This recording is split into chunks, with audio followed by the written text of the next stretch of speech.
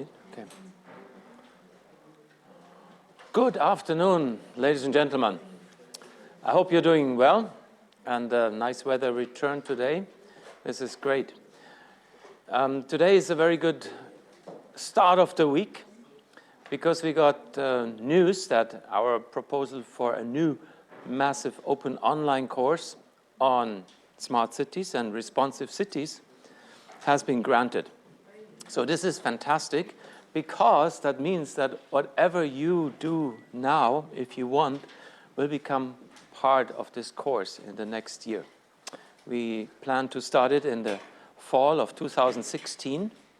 And then, as I indicated before once, the students who are in this course then, maybe you or your colleagues, they will also at the same time be able to act, interact, react with all these hundreds or thousands of the students taking the course at the same time as a massive open online course. So this is a new teaching scheme, and we are very much looking forward to that. Today is also a great day because we have a special guest. You can see the name here, Małgorzata Bugajska, and you see the real person sitting there. I will introduce her a bit later. And the topic today is, of course, urban governance, the first part, and then Małgorzata Bugajska will focus on the interaction between the virtual and the physical, which is also part of this, as you will find out. So we are well progressed here in urban governance today, participatory design and management, and that's how we stand in the course all together. So far, last time we had seeing cities as complex systems, helps to understand and predict urban growth. That was the last essence of the last lecture. And today, it's urban governance, which is specific for each city and determines its development. And why that is so, you hopefully will get a good picture of our two lectures. So urban governance, what is that? Do you know that? Probably you know. You all are subject inside some kind of urban governance here and wherever you come from. But if you look at the definition, we can be a bit more specific. This is one from the United Nations that I took here, this definition. It's the exercise of political, economic, and administrative authority in the management of a country's affairs at all levels. So you can also scale that down to the city or even to the neighborhood if you want. Governance comprises the complex mechanisms, processes, and institutions through which citizens and groups articulate their interests, mediate their differences, and exercise their legal rights and obligations. And if you now remember what we talked about, Christopher Alexander's definition, the city is not a tree, the city is a lattice, this is very much related to governance, because governance, yes, you can have a governance which is totally top-down, which acts like a tree, which is having no circular references, or you can make it in a more complex system that we showed you last time, and then governance has a completely different outcome, most likely.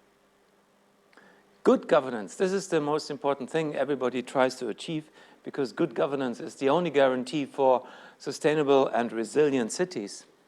Good governance, among other things, is participatory, transparent, and accountable. It's also effective and equitable, and it promotes the rule of law. This is extremely important. It goes on. Governance includes the state, but it transcends by taking in the private sector and civil society. So they are not only the official state governance, but civil society and industry is bound into it. The state creates a conducive political and legal environment. Hopefully, that's the goal and the rule of the state. The private sector generates jobs and income, and the civil society facilitates political and social interaction, mobilizing groups to participate. In your second exercise that you did already, just think back in which relations, what you described there, as stocks and flows that were not so good for your city were influenced by good or bad governance, or if good governance could have helped to reduce the effect of these stocks and flows that were not good for the city. And finally, good governance occurs when societal norms and practices empower and encourage people to take increasingly greater control over their own development in a manner that does not impinge upon the accepted rights of others. And I think that sounds almost like if you remember, the citizen design science that we were describing a couple of lectures ago. So this is from the UNDP Internet Conference Forum on Public-Private Interface in Urban Environmental Management. Just one other example of governance definition is from the Novartis Foundation for Sustainable Development. And they give a slightly different definition. They say it's the art of public leadership. There are three distinct dimensions: form of political regime, the process, and the capacity of governments to design, formulate, and implement policies and discharge functions. And then the criteria, they list what is good and what is bad. So these you can study in depth. However, it will not go much more in depth. I think more interesting for you is to connect those words, those expressions, to what you have seen and heard before about the citizen design science and the other aspects of the smart city and especially of the responsive city. What happens if you don't do that? Can you give me any example of when governance in a city didn't work? Any one that you know of in your city or from the past or something? New Orleans, Katrina. Right. Yes. So what part of the governance was not working at this point? What do you think? Probably a lack of communication between the needs of the people Yeah. and the way that they were implemented. Yeah. And yeah, probably, I mean, there was a disaster and there was a physical impact which needed to be dealt with. Mm-hmm. That was one strain, and the other strain was the needs of the people. And I think both were kind of dealt in hard hands. Right. I think that's a very good example because it also shows always that urban governance is not only about the urban boundaries and not only about the precinct, because obviously Katrina was coming from far away and it hit that city and partially destroyed that city, and the decision making couldn't be done in the city just in a top-down fashion, but it had to involve many other places around the country. And between that decision making and the local decision making, things happened, as you say. Now, I give you another example. I was in Stuttgart last Friday to give the main address in the University Day or Dies Academicus at the University of Stuttgart. And Stuttgart is infamous for this so-called Stuttgart 21 project. Who knows that Stuttgart 21 project? Have you heard of it? Yeah, at least that makes sense. So originally, the situation is similar like in Zurich. You have a big train station coming.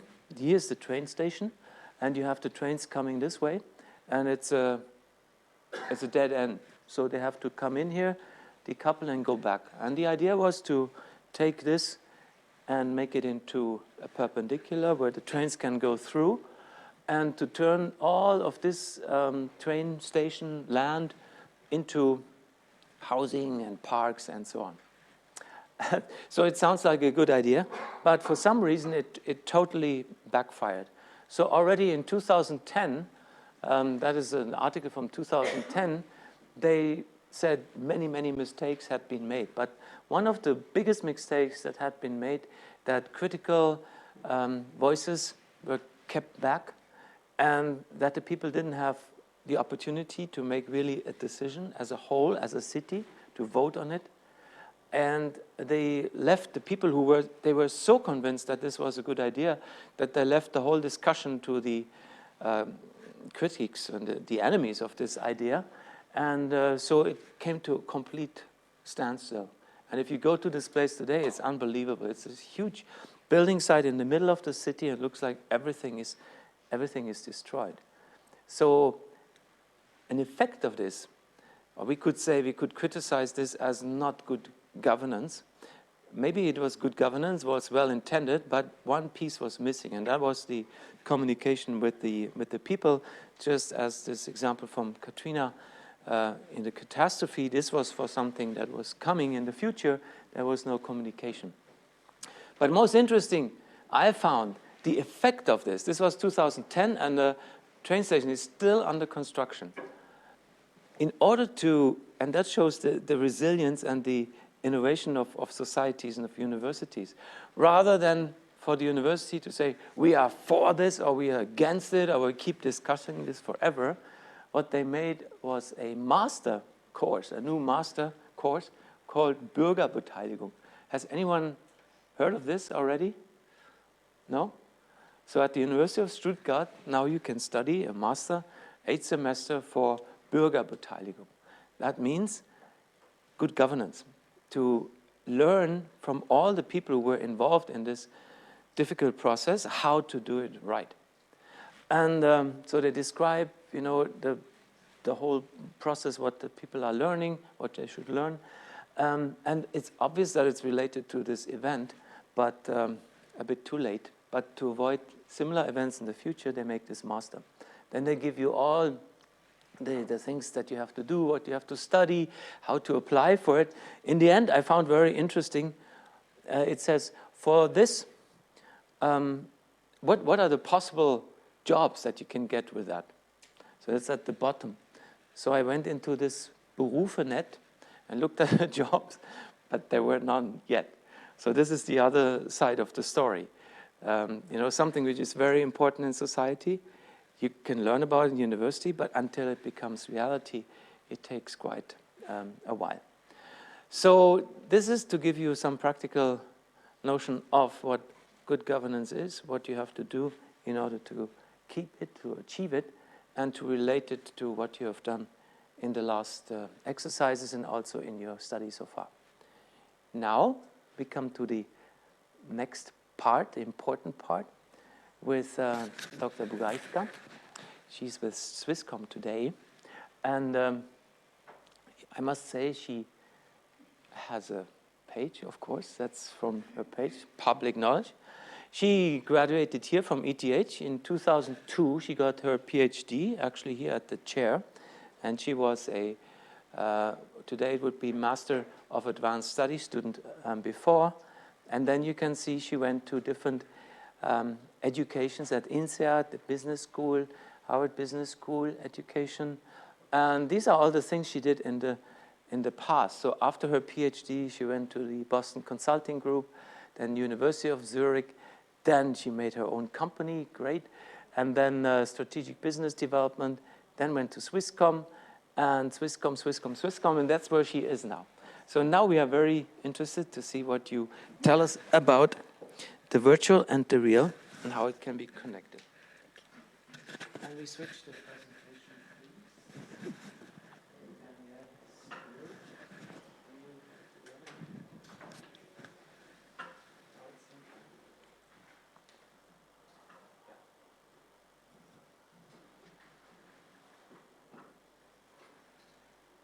So I'm an architect by training, but my PhD was already digital. I stayed with the digital domain working for Swisscom, which is actually less, I mean, it's not only digital, it's mobile. What I do at Swisscom is I am responsible for all mobile products we are selling to large enterprises. And because of that, the topic is digital and physical. And if I knew, I would do everything black, because black looks better than white, but well, maybe next time. Why is that important? It's because we human beings, we live in a physical world. We very good in dealing with the physical world, and machines are very good in dealing with the digital world. And technology of today, any smartphone, any sensor device, let us bring those two together. But what I would like to start with is this map. This we did 2 years ago. It basically shows megatrends of today. Megatrend is something which lasts around 10 years. So whatever is here will be valid for another 8 years. And why? Because the changes are very minimal, but when you look back, 5 years back, you will see a dramatic change occurring. So what you learn right now is anything around age of cities, down there, black line. And what my company is about is anything blue, world is connected and digital world. And if you see, I mean, this all is interlacked. And what we're looking actually at the pieces where it's actually very dense, like anything on a blue line. And when you see many points, this is what we actually investigate and see where do we see, where do we see the future today? And we map those things. So I've heard you've been at the Smart Currency Conference. So those things are we looking at. And then, you can see in a couple of days what happened with the smart currency. What are the important points when we're looking at the map in relate to physical and digital? We say digital natives. Okay, it was once, so you are all digital natives, but any kid born right now, it's a mobile native. I mean, they really understand physical and digital and how they come together very well. The second thing is we can be anywhere in any time because we plugged in to our phones or computers. And the cities, I think since I studied architecture, we talked about space and time. But now it's even more dramatic. So it's really this matrix of space and time you try to build for the future. We talk about technology, and it's not only sensing technology, but it's a seeing technology. If you look at the city of London, it's like you're being seen millions of times. But it's also a computing technology. I mean, the little chips today in your smartphones, they're so powerful that when they get a visual feed from your camera, they're able to tell you where you are. Not because of positioning, which is a self-locate, which is me, myself, my iPhone with whatever other hardware I have, and located by. So self-location happens because of hardware, happens because you connect it to whatever, I mean, Wi-Fi or mobile, and because you use your phone at least 85 times a day. So this is how you self-locate. You can be located by. Anybody driving Tesla? Okay, Tesla is battery on wheels. It's actually computing power on wheels. It's actually a network of data on wheels, right? So Tesla knows where you drive. So if you drive Tesla, well, it's public at some point. That's actually a plan of a retailer. You can either have your phone with the app of a Walmart, or you can have a cart with a small hardware on it. So it's important. You're very important for the people, so they know where to place the products. And this is actually a train from Zurich to Bern. What we did actually, we checked, who's getting on the train to Zurich. Not the Zurich people. Those people are getting on the train to Zurich. And where do they get out? Bern? Not really. Actually, they go to those places. So this is to be located by. That's a direct. What happens on the indirect? IP address. So again, anything what you do with your phone, with your computer. Paris attack, terror attacks, you could actually say you're safe using a Facebook page. And let's just click it through. What the businesses are doing with this, if you're working for Deloitte or other companies, you can be tracked where you move inside the office. So we see with whom you interact. If you're in London, you've been photographed. And if you fly, that's a flight tracker. Obviously, we know where all the airplanes are. On the asynchron tile part, it's actually two things: black box, anybody driving, and getting a cheaper insurance. Black box is actually mostly insurers are using it for people who just started to drive, just to see if they're actually good drivers. So if you're a very good driver, you will pay less. If you put any photos on the internet, voila, that's your indirect location tool. Used by many services. So once we know we're all somewhere, we located, this is of course of a huge value for both things. One, how you want to use your infrastructure, the infrastructure you have, or how do you want to use the infrastructure which belongs to the city. Let me go to the second one, hacking and using private and public spaces. Let's go to those two.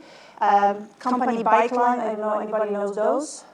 Very cool people who decided, okay, I don't have a place to bike, I will build a place to bike. So what you can do, you can actually rent pieces of the biking lanes and put it in your city and make your city actually bike friendly, and you do it by yourself. The second one, actually the project is called Parasite. Have you seen this one? This one is using infrastructure of a house. It's basically a piece of plastic where you can actually use the temperature or higher temperature of air coming from the building and spend the night. It uses both infrastructure of a street and infrastructure of the building. So this is where you actually borrow the infrastructure and you do it for a good cause. So you are a good citizen here.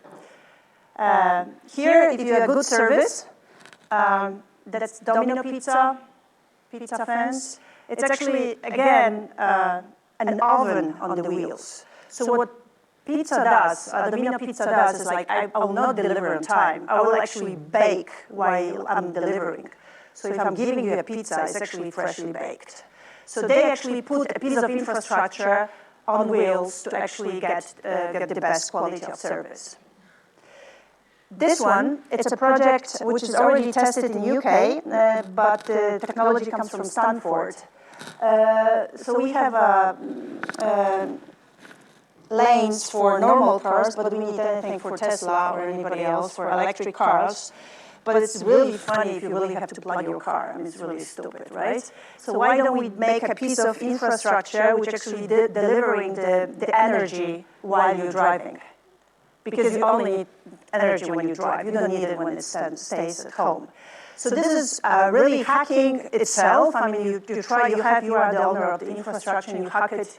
You try to understand what do you need for the future. And now another part of hacking. That's both are the metro trains, one in New York, one in Seoul. The mob in New York decided to be a restaurant while people are commuting. Right? Obviously, your clients are already there, so why don't you serve there? And this one in Seoul, I think it's very innovative. You need to buy your food in a convenient place where you actually have nothing else to do than watch your telephone. You do it in the metro, you buy your meat. And two examples which are about, I think, more about the governance and how do you deal with services which are actually, well, at least doing something which is not 100% according to the rules of today. This service, the monkey parking, anybody use it in the States or in Italy, was closed by San Francisco this summer.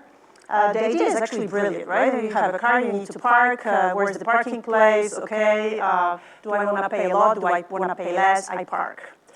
The problem is the parking space does not belong to the service. I mean, the website belongs to the service. The parking place belongs still to the city of San Francisco. So who is actually earning on which infrastructure, and is it legal? Is it something I want to have as a city? Do I want to have services who actually resell part of my infrastructure and actually changing the notion of the city? Maybe something for you to learn what happened in Switzerland when GPS was introduced for the first time, when you could put your GPS in the car and kind of see, okay, there's lots of traffic on the highway, I go through 5 villages. The villages said, I don't want to have it. I don't want to have any traffic going through my village. So they were opposing the usage of GPS, of us to be able to use information about the traffic and how to get out of the traffic. So we always have conflict of interest, and in Switzerland it was solved that way that people were actually talking to citizens and were trying to understand what the people are afraid of. I mean, are they afraid of the traffic, or are they afraid that everybody else goes there, or intensity? And these discussions were created in different parts of the Switzerland to learn more where the problem lies, because it's not so straightforward. Airbnb, anybody using this service? Well, so it was supposed to be, people were voting in San Francisco. It passed, so it's not illegal, but New York City said, well, I don't like it. Because if you're in the New York City, if you're owner of a property and you want to rent somebody a room, you need to be inside this property. And if you are not, you are a hotel and you pay taxes. So this is where the city is trying to understand what is part of my infrastructure, what is a part of a public good, and what is the part that the business can make money on. So we go to the, maybe that's one more example. Because, okay, so we talk about Western governance. Let's look at Istanbul, and it's a project I made a photograph in MoMA this year. It was a huge exhibition on cities. So what happens if you cannot really be a cool startup and do something? But what you can do, you can start doing things and just printing this on a page and say, well, I want to change my city, I want to change part of my city, and how do I do?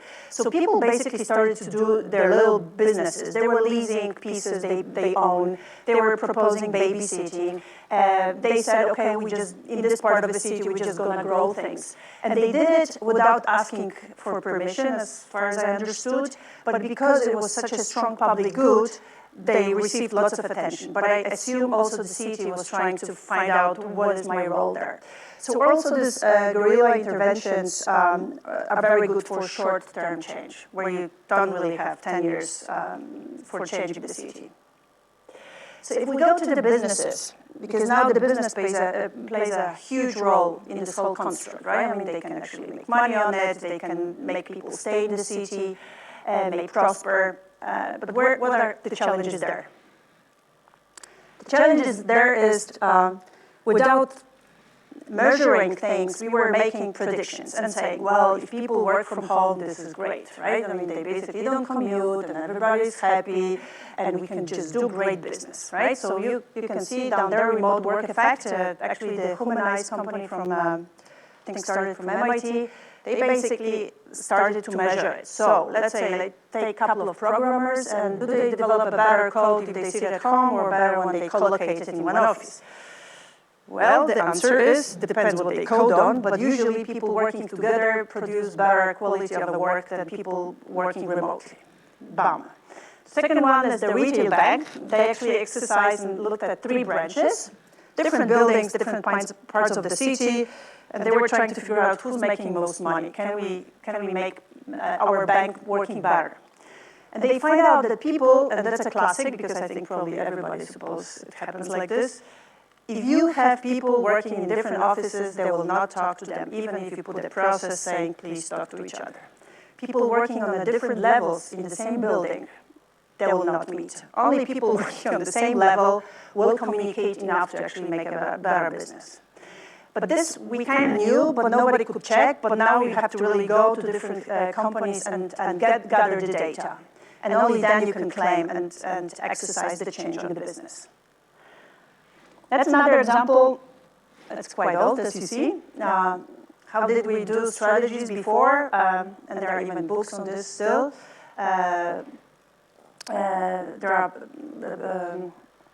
You could actually exercise a war here and say, well, what's my strategy? What is my tactic? You would move maybe some horses and say, well, if he goes there, I will go there and I will win. It was fine maybe 100 years ago. What's today is you're just going to have such a huge amount of sources of data that to exercise any PowerPoint on it would bring nothing. Excel is not enough. What you need is actually a powerful machine with crazy models inside nobody tried. Try to understand what kind of impacts you may have on your company, especially if you work in a global setup, and what are the consequences and what theoretically you could do. So the problem the businesses are facing right now, nothing what we learned about may work, right? You kind of assume, okay, the stuff is not working. So we start from like very beginning, measuring things, trying, failing, trying again, and because people work globally right now, you are not alone in doing this. So this is a challenge for any business to work with data, and you work on a level more than Excel. And a piece of technology information for you, since I'm coming from Swisscom. So the good thing which is coming for 5G. It's a technology which allows you even for a faster connection to your data. It has a very small latency, so it means I could actually use a robot which is in Tokyo and operate on somebody, and it will be in real time because I can send data over the network so fast. So we can forecast technology today, we think, right? So we say, okay, AI does this, and biotech people do this, and maybe this will happen, and we will have a tactile internet. But there is a huge portion of things which we cannot forecast. It never happens, so once it happens, we'll just know how it works. Multiple clouds, we can go for security solutions. We call them autoimmune. So it's not only security on your computer, on your wearable, but it's also security on the network, it's a security in a physical building. And this will start to be so immune that if somebody attacks you, you can survive. And we talk also about the networks without infrastructure. So imagine cars basically sending signals between each other. Your phones exchanging signals within each other, and you don't need a physical infrastructure of Swisscom. So on top of this is where the technology is helping the business to change. And I want to show you something which also is from physical to digital, but it also shows that we think human beings also always think, oh, it happens suddenly, right?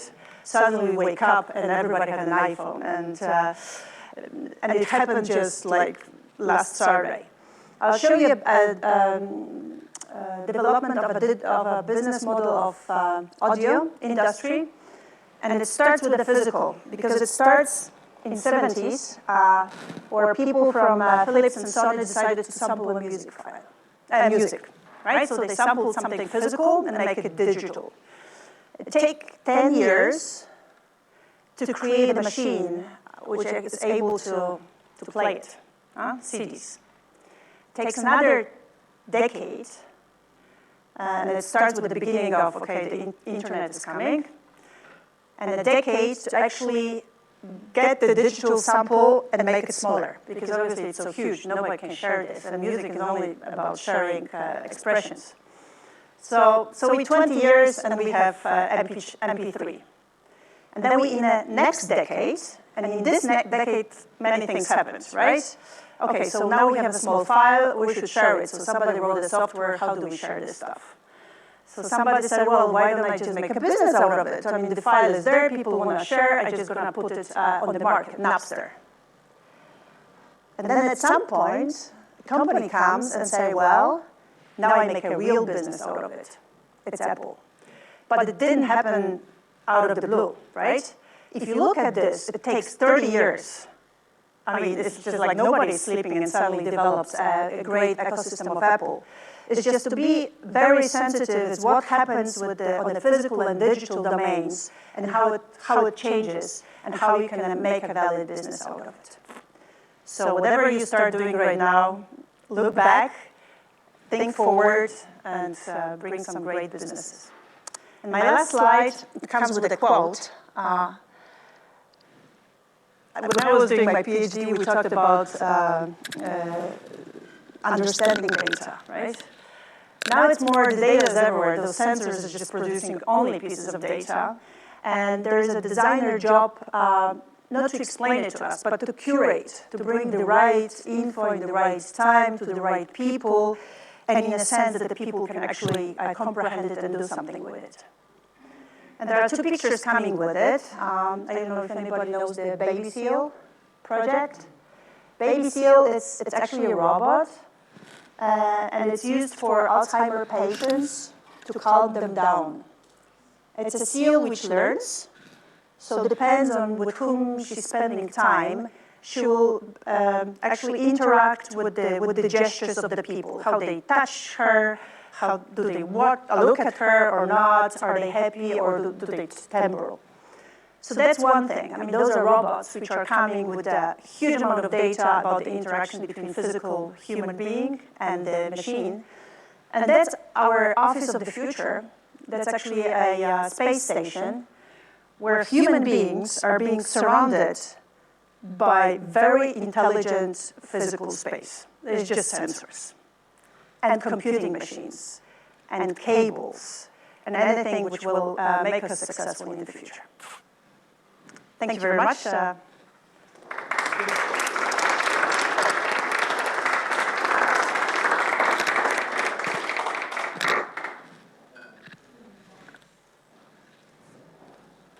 thank you.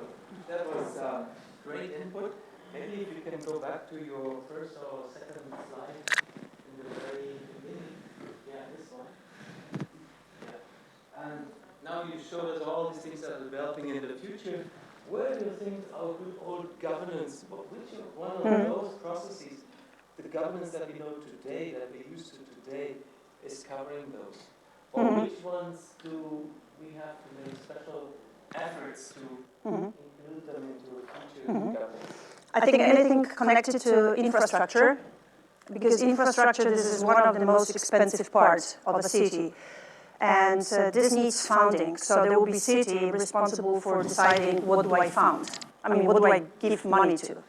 There will be one thing, so definitely anything world is connected and digital world, and physical mobility, the brown one. I would say this is where the government plays a huge role. Then governments probably needs to give space for anybody who will create wealth. So people is one thing, but one is education and knowledge. I think this is something where the government should actually pay attention to give more inputs to the private sector. And anything where we talk about the digitalization, because it will help to stay anything the governments is governing, to stay low cost, because you can measure, you can make changes, or you can actually build anything on the interfaces between industries which of today, digitalization will help. And people, so I would say female. I'm very glad you have so many ladies. I think this would also be very interesting to give more power to. Okay, thank you. So according to your theory, remember this very well, because 30 years from now, on those topics, most likely, new governance structures will have been made or invented. You have some question from your side? Yeah, wait, just... We talk about cities and governance, but I'm wondering, isn't there some of those topics that need to be dealt with on a national level? What is the difference between a local governance and a national governance? My take on it is the cities also should understand with whom do they partner, like other cities. You would hardly have borders between cities. At some point, the cities will need to decide, this is mine, this is somebody else, this is my competition, this is actually somebody who helps me. And I think this will start governing some governance, or starts developing governance on a national level. But it will come with the power of cities. I think not every city will have the same power. I think it depends who will be the fastest or the strongest will actually also impact the national power, national governance. I agree with that, because the cities and the national governments, they have a kind of fractal quality. So whatever is worth looking at in the city, also to a degree in the national context. And there shouldn't be a big rift between the two. But it's important to stay focused on the cities, because they might change into another nation, and national governance might go away or evolve, like in Europe right now, in Asia, and all these huge countries or collection of small countries. Suddenly, the national government is not there anymore. And then it's important that the cities are really strong entities. There was a question in the back, too.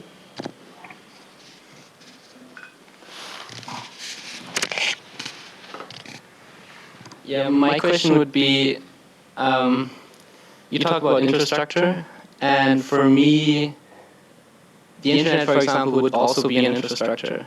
However, currently, and with developments like in areas of net neutrality, etc., it's a bit non-defined whether it's actually a public good or which is currently is a private good of telcos like Swisscom and others.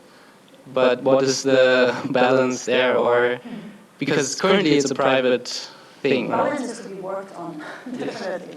That's one aspect. There is a third aspect. There are two aspects you mentioned, but there's one aspect. When we look at companies as Apple, we call them garden companies. They either you're part of it or you're going to be excluded. So you need to accept the rules of a garden, of a company, or you cannot actually do anything inside it. And this is something which is totally not internet-like. I mean, the internet was created for everybody to share everything, and not to make groups which are associated with certain private services. I think it's hard to say. I mean, from the position of a telco, it's clear. Our innovation budget is almost 2 billion because it costs a lot of money to invest in infrastructure, which are cables. I mean, this is a physical stuff. You have to dig, you have to put it there, you have to put an antenna, and so on. From a private business point of view, again, I mean, you invest money to make money, right? So, but I still think there will be there need to be a certain notion of sharing, to have the aspect of sharing as the internet was born from, and to keep it for everybody. All right. Another question? Not so at the moment. So you said before also 20 years ago we were trying to understand data, but when I look back what you're doing now, it seems like this dealing with trying to understand data helped you a lot to understand the next level, which is the information and the knowledge that you're working on now. And so that was a very nice look into the past and into the future. And I thank you for that. Thank you very much. Thank you. Thank you.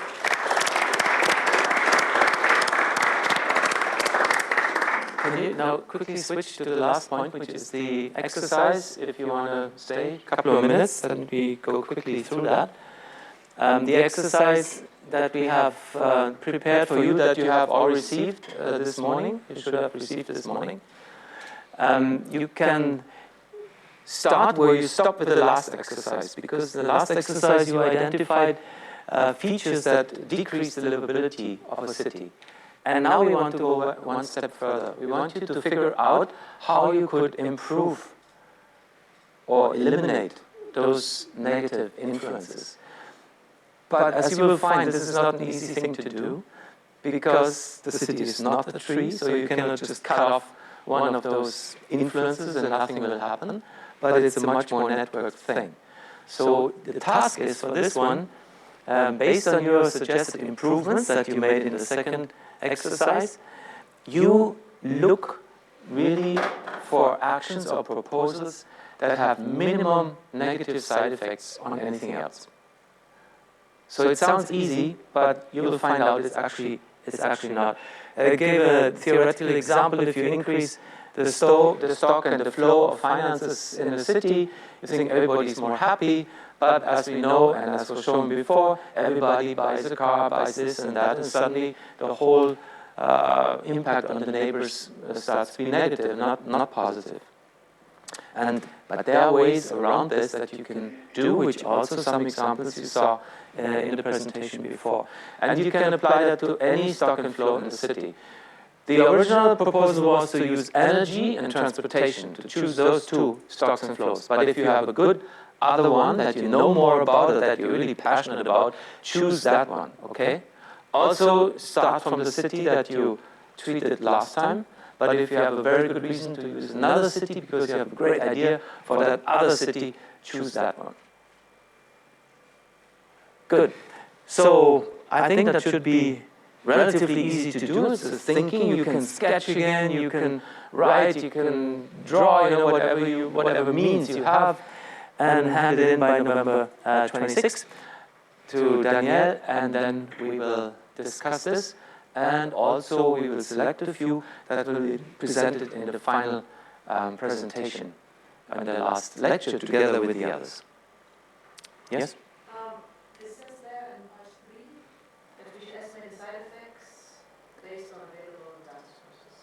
Yes. The available data source, that's a good point. Sometimes you think you have data, you can get the data from the official numbers of a city, government, for example, you find them published in the city documents, but sometimes you don't have this data. But if you know that you could improve things tremendously if you had this data, then specify those data. This way you would identify a new direction of data that is not being generated now, that would have to be generated. And you might also find smart people, like our other PhD, Zhong Zhen, who, out of the data just on transportation, made the location data where people work and what they work. Or the example you saw from Ms. Malgorzata Bugajska before, where you have the different table at the beginning. Some things you already donate, but other things can be constructed from the data that you donate.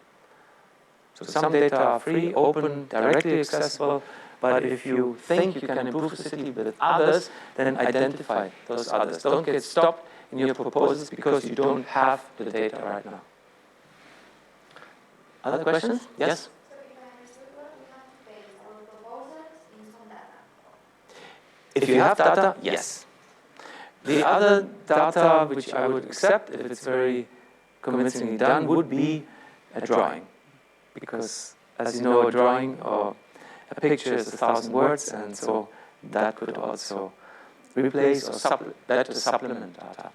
Because I also have a specific question about this, or how we deal with data, because I have the feeling there's a very system, like autonomous system, that you have data, so you take it and you produce more, in a way that with data you can see, people need profiling, so with more data you collect and you can give solutions, so at the end it's feeding each other. And I don't know, like us as a designers, we really have to go inside this. If you can. Work, like we can give extra input, because I think that at the end, like if we only work with data we have and like we transform and produce more data, no? I think that always the good advancements came with input from other fields. That is so, but also normally with data from other fields, or people have thought about it from other fields. But you're right, I mean, some people might want to give recommendations for a city where there are no data. So then you can say, because I have no data, I cannot make any recommendations. That doesn't count. In this case, you would say which data one would need to have. But if you remember one of the very first lectures we had where we showed the effect of big data, where you have all this evidence amassing, data, more data, more data, more data, and in the end you're so drowning in data and you stop thinking of what should be done in the future because you think the evidence is so strong, I cannot do anything.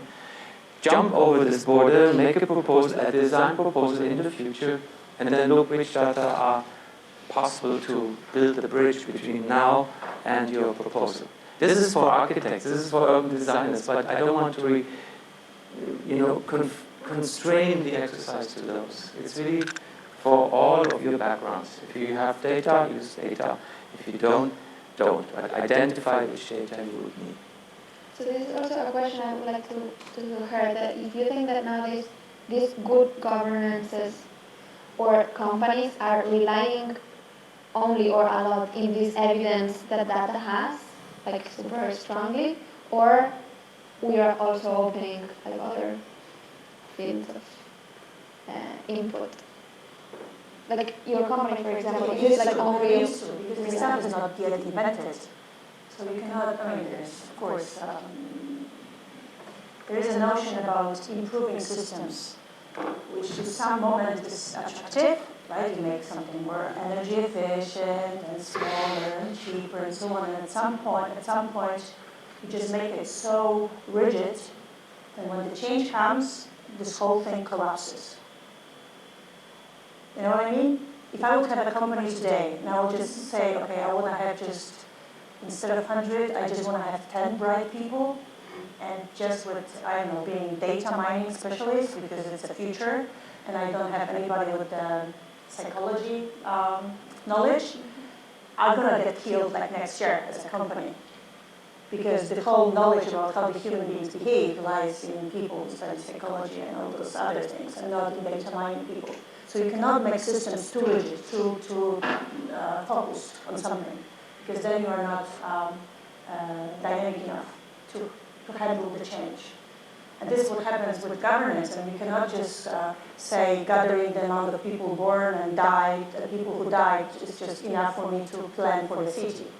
It's not, because how we saw with Katrina, the problem is where the people are living. I mean, do they live in the right condition? Do I have businesses which support catastrophes or support the major changes?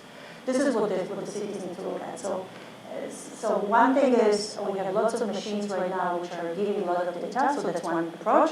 Basically, look at the Caterpillar if somebody is into. I mean, they get data about any machine from around the world. So they know how deep the machine goes into whatever the machine is taking away, how many kilograms of it, and so on. Now the question is, what do I do as a business with this? That's a very nice idea. And the second is, like what Professor Schmidt mentioned, what data I don't have, but I need to make a decision. And this is what human beings are excellent at, to imagine the change. Good, thank you. I think now everybody's confused enough that you can make a really good exercise, and I wish you good luck with it. And thank you, and I see you next Monday. Thank you.